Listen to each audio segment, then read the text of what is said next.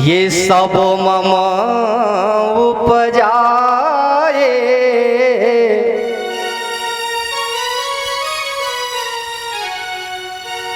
लेकिन आप कहोगे रामायण में एक चौपाई लिखी है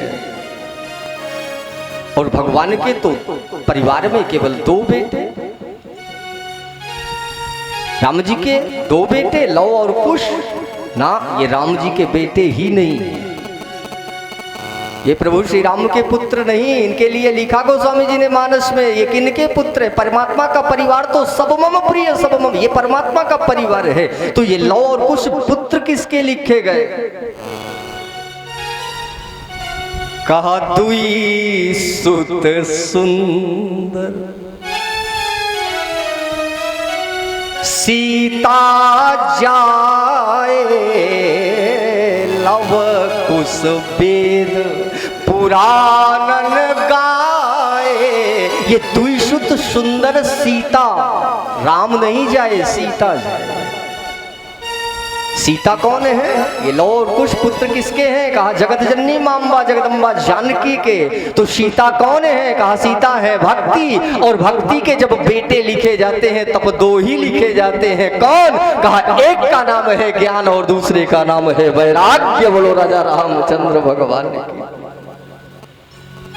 भागवत में भी भक्ति के 2 बेटे ज्ञान और वैराग्य प्रथम स्कंध में महात्मा में चर्चा आती है।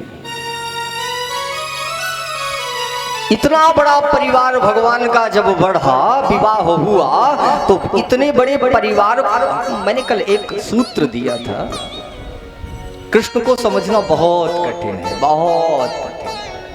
इतनी आसानी से नहीं, जितनी आसानी से कृष्ण चरित्र सुनाया जाता है उतनी आसानी से कृष्ण समझ में आने वाला नहीं है ना।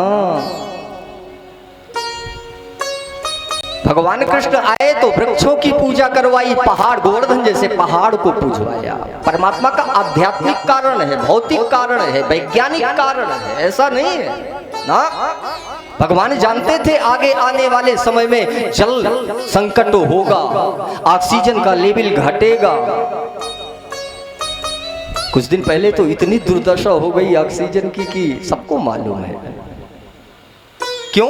कारण क्या है? क्योंकि हमने प्रकृति के साथ में खिलवाड़ किया है, प्रकृति को हमने उजाड़ा है, प्रकृति को हमने नष्ट किया है। तो प्रकृति बदला तो हम ही को देगी, दूसरे को थोड़ा देगी। इसलिए परमात्मा ने, भगवान कृष्ण आए तो वृक्षों की पूजा करवाई। माताएं हमारी देखा होगा आपने, वट वृक्ष पूजती है, पीपल पूजती है। क्यों?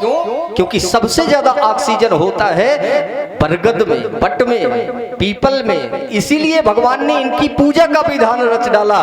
जब तक पूजा होती रहेगी तो कम से कम दुनिया के सारे वृक्ष उजड़ जाएं, लेकिन 2 वृक्ष तो जीवित रहेंगे, ऑक्सीजन तो मिलता रहेगा, मनुष्य जिंदा तो रहेगा। पहाड़ पूजवाया, क्यों? पर्वतों की पूजा करवाई भगवान ने, गोवर्धन की स्थापना की। क्यों? भगवान जानते थे अगर पहाड़ टूट गए, पहाड़ धरती से चले गए तो जल का नामो निशान खत्म हो जाएगा। इसलिए पहाड़ों को जिंदा करवाया, पूजा करवाई, स्थापना करवाई। ये कृष्ण है जी। क्या समझोगे इसके बारे में? 2-4 मिनट बैठ करके, 2-4 घंटे कथा सुन करके कृष्ण के बारे में जानोगे, समझोगे, कुछ नहीं समझ में आएगा।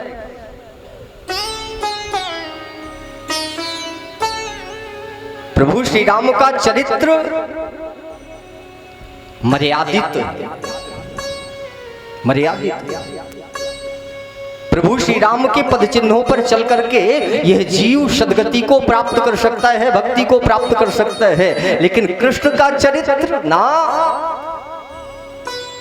कृष्ण का चरित्र